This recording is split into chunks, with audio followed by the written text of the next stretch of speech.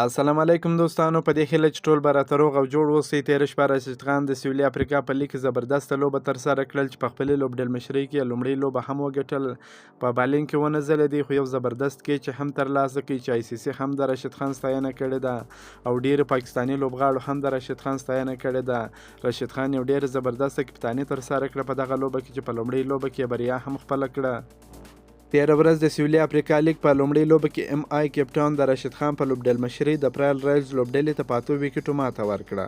په دغه لوبه کې چې د MI کپټان او پرایل رایلز لوبډلو ترمنځ په کپټان لوبغالي کې ترسره سوه، کپټان د لوبې د پچې تر ګټلو وروسته د توپ اچونې پرېکړه وکړه. پرایل رایلز لوبډلې په ټاکل شوو 20 اورونو کې د 7 لوبغاړو په سوځېدو سره 142 منډې وکړې چې جوس بوټلر 51 او ډیوډ میلر 42 تر ټولو زیاتې منډې وکړې.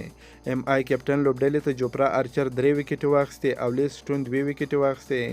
دان جانسن 1 ویکټه واخیسته. راشد خان په 4 اورونو کې 28 منډې ورکړې، کومه ویکټ یې ترلاسه نه کړه.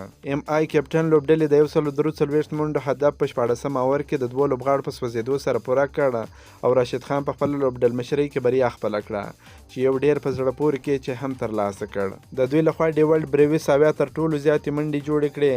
ریان راکلتون 42 منډې جوړې کړې. پرل رایلز لوبډلې ته کودي یوسف او رومین سمندس 1 ویکټه واخیسته.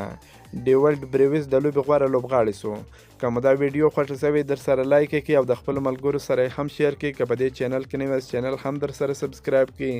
د نور تازه معلوماتو لپاره هم زموږ سره اوسئ. تر بلې ویډیو پر د الله په امان.